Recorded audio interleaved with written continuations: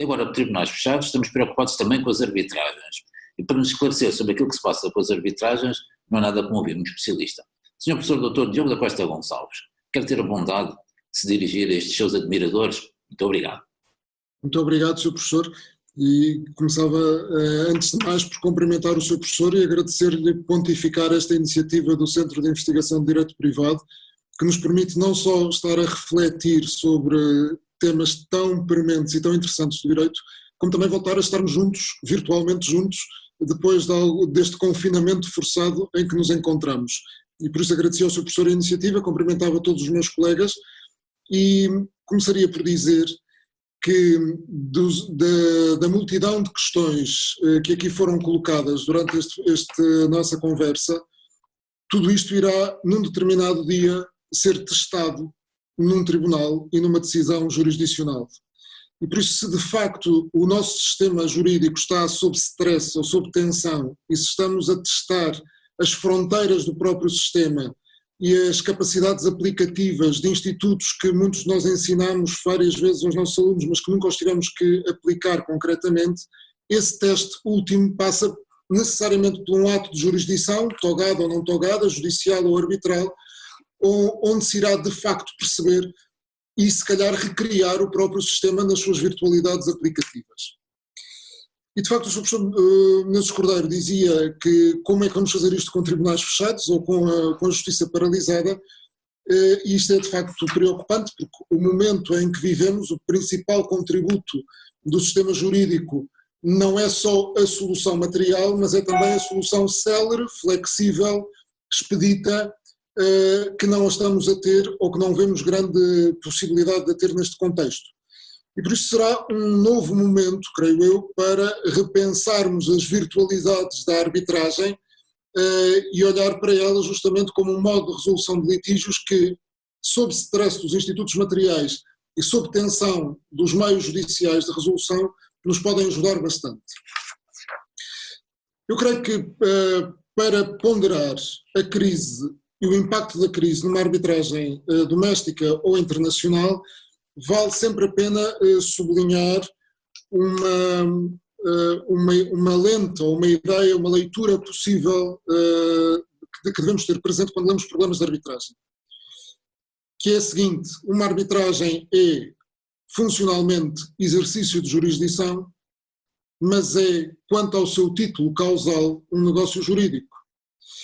E esta precisão é importante porque muitos dos problemas que se nos colocam na arbitragem dependem a sua solução da natureza funcional de jurisdição, e por isso eu vou procurar a solução na natureza da função que está a ser exercida, mas outros problemas e outras soluções dependem do título causal do exercício da jurisdição e por isso dependem, encontram a solução na natureza do negócio jurídico constitutivo ou atributivo de poder jurisdicional aos árbitros. Com esta lente, ou com esta leitura, o que é que o legislador para já da crise fez imediatamente à administração da justiça? Vimos na introdução que temos 70 diplomas de legislação Covid, pelo menos.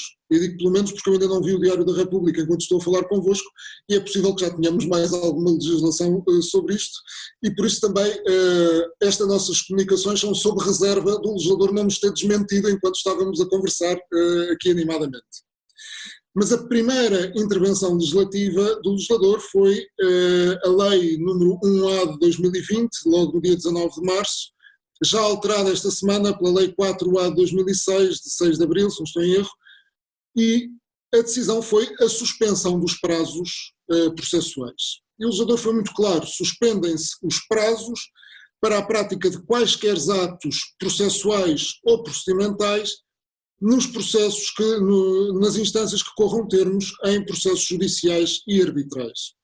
Como estão recordados, a primeira versão deste diploma recorria à figura das férias judiciais, que era um recurso que, quanto à arbitragem, era especialmente infeliz, por quanto ser uma figura absolutamente estranha ao Instituto Arbitral e por colocar uma série de problemas quanto à sua aplicação às arbitragens, desde logo se os regulamentos de arbitragem previam ou não previam a aplicação subsidiária do processo civil, se davam relevância ou não davam a férias judiciais, se criavam outro mecanismo de suspensão de atos ou de prazos. Tudo isso se colocava de forma ainda mais gritante. O legislador emendou agora à mão, retirando a figura das férias judiciais como paradigma da suspensão do processo, mas ainda assim mantendo uma suspensão generalizada, mas ao mesmo tempo abrindo por uma janela aquilo que fechou na porta, que era nas exceções do número 5, da linha A e B, a possibilidade de continuar a praticar atos urgentes ou não urgentes, presenciais ou não presenciais, desde que consigamos garantir meios telemáticos para a sua prática, acrescentando também a possibilidade de conhecer de mérito dos processos. Portanto, o que é que está realmente suspenso? Eu acho que ninguém ainda percebeu muito bem, não é? Eu pelo menos tenho alguma dificuldade em fixar, mas centremos-nos na aplicação desta suspensão, que podemos chamar-lhe a suspensão Covid. Vamos centrar como é que aplicamos esta suspensão Covid às arbitragens. Há um primeiro problema que imediatamente se coloca, que é este. Que elemento de conexão tem que ter uma arbitragem com a lei portuguesa para que se coloque a questão de saber se este regime da suspensão Covid é ou não é aplicável? É a lei aplicável ao processo? É a lei da nacionalidade das partes? É a lei que rege, que conhece o mérito da causa? É a lei do país onde a decisão arbitral vai ser aplicável?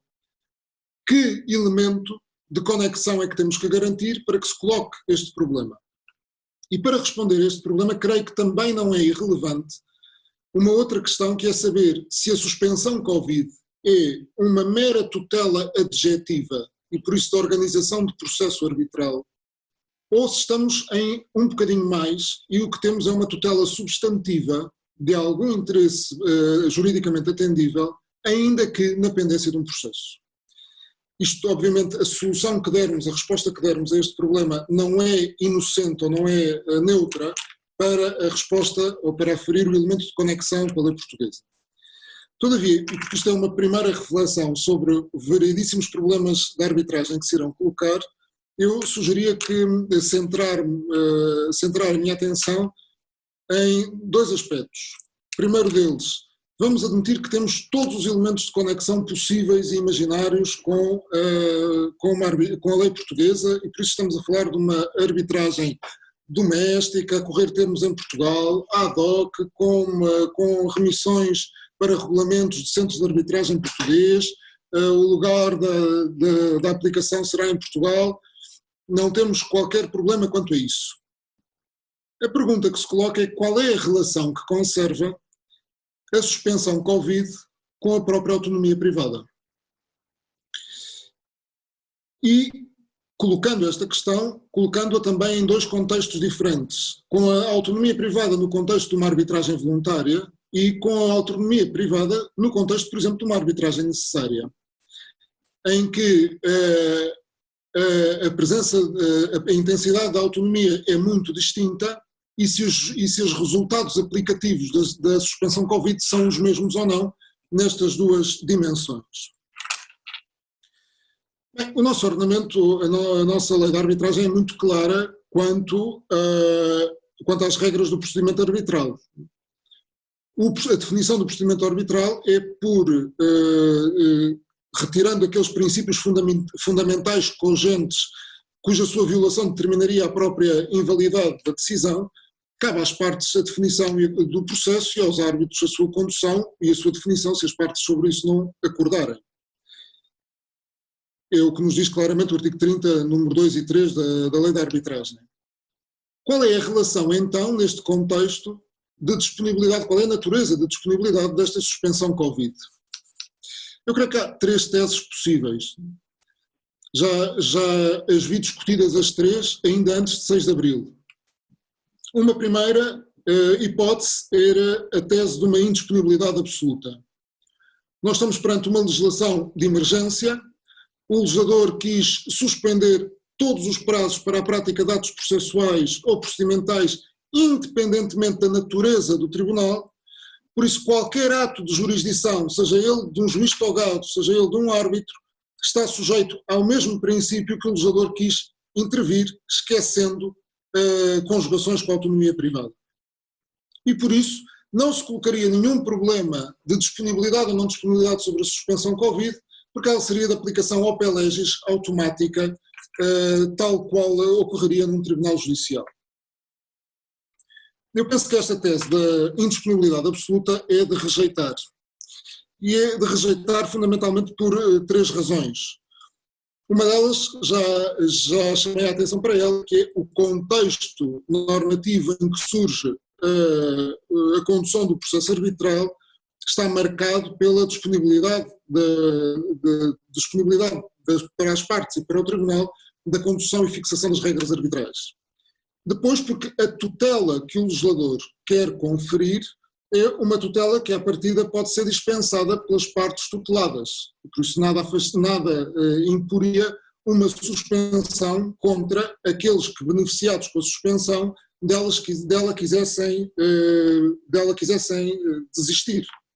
Desde logo, até se quisermos, pelos próprios critérios de arbitrabilidade objetiva, que traduziriam muito facilmente esta disponibilidade.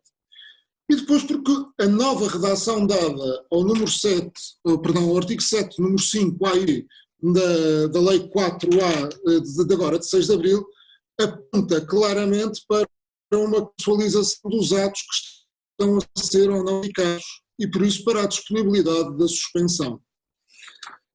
Não sendo absolutamente indisponível, pergunta-se, a suspensão para ser aplicada é necessário que as partes o queiram, ou a suspensão aplica-se ainda que as partes o não queiram e pode ser afastada num processo arbitral. No fundo, o que teríamos era, se quisermos, uma espécie de disponibilidade negativa em que a vontade das partes releva para afastar o regime, ou uma disponibilidade positiva em que a vontade das partes releva para convocar a aplicação do regime. Como decidir? Ora bem, eu creio que podemos ter duas linhas de orientação muito claras sobre esta matéria. A primeira delas é, se o Tribunal Arbitral se constitui agora, neste momento, e após a entrada em vigor da suspensão Covid, parece pacífico que as partes podem naturalmente afastar as suspensões e o que é mais útil é regular como é que o procedimento vai ser conduzido na contingência da pandemia, que atos e como é que vão ser praticados e que salvaguardas serão dadas às partes. Por isso, nas arbitragens que se constituem agora, o problema não se colocará. E nas arbitragens que já se encontram constituídas? Bem, nas arbitragens que já se encontram constituídas e tenha havido acordos das partes e do Tribunal quanto à prática dos atos, também o problema não se colocará porque eles não estão proibidos. Não é? E é claríssimo que a suspensão de Covid não proíbe a prática dos atos nem a decisão de mérito do processo.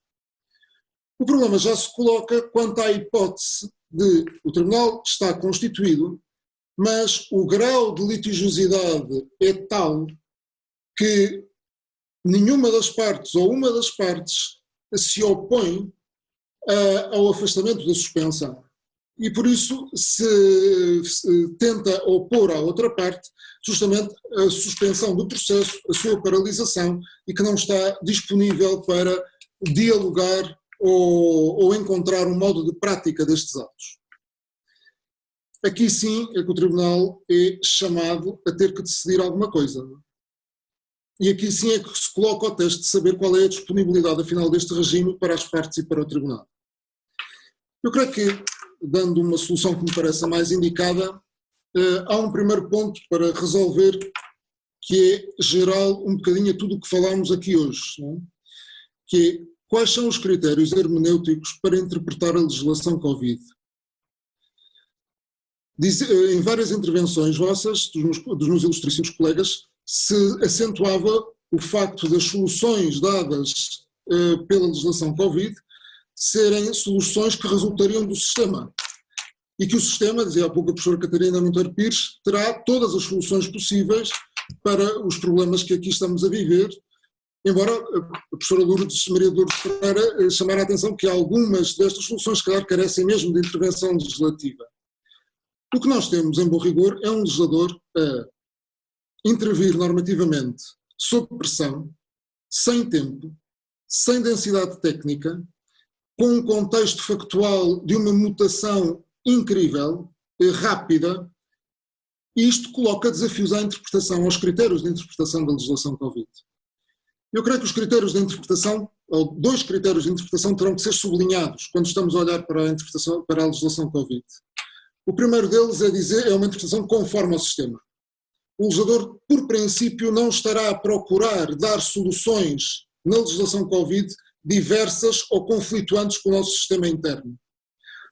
O legislador pode, por exemplo, estar a intervir para repor o equilíbrio de uma relação jurídica ou de um padrão de relações jurídicas, mas tendencialmente o reequilíbrio proposto pelo legislador seria um reequilíbrio que chegaríamos pelo manuseamento de outros institutos. E depois, mais do que a densidade técnica ou formal, interessa-nos valorizar a ratio do legislador.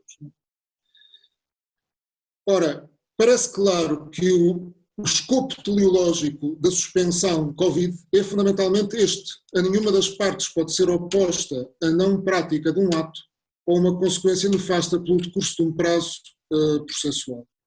A norma de proteção neste sentido, que eu não posso opor a ninguém a não prática ou um efeito negativo pelo decurso do prazo na pendência de um processo. Ora, sendo isto assim, também me parece que a melhor leitura da suspensão Covid no processo arbitral, tendo em conta também o artigo 7º, número 5, linha A e B, é dizer o seguinte: a aplicação da suspensão Covid nas arbitragens já constituídas faz renascer ou reviver aquele momento processual da nossa LAV em que as partes são chamadas a definir o processo arbitral. E que, se não há acordo quanto à definição do processo que a arbitragem deve seguir, cabe ao tribunal já constituído definir o processo. Por isso eu tenderia a propor que se lesse o artigo 7º, número 5, a linha A e B, quanto à suspensão Covid, em conjugação com o próprio artigo 30 da LAV, dizendo as partes são rechamadas a reolhar para a ordenação do processo e a fixarem qual é o acordo agora para a produção de atos na pendência da pandemia e do estado de emergência, e apenas não havendo acordo das partes quanto a isso, ouvidas as razões, na falta de acordo, definir o tribunal qual a medida concreta do procedimento. O que levaria não a uma aplicação cega ao pé legis da suspensão, mas a uma aplicação da suspensão mediada, novamente por uma instância de negociação das partes e do próprio tribunal das regras processuais. Era esta a reflexão que vos tinha a propor, uma primeira reflexão sobre estes temas. Muito obrigado. Muito obrigado, professor. Muito obrigado, professor Dr. Diogo Costa Gonçalves. É realmente uma primeira reflexão, mas uma reflexão já com muita substância. Nós temos uma tempestade no oceano, e no meio do oceano até a jangada simpática, que é das arbitragens, foi atingida.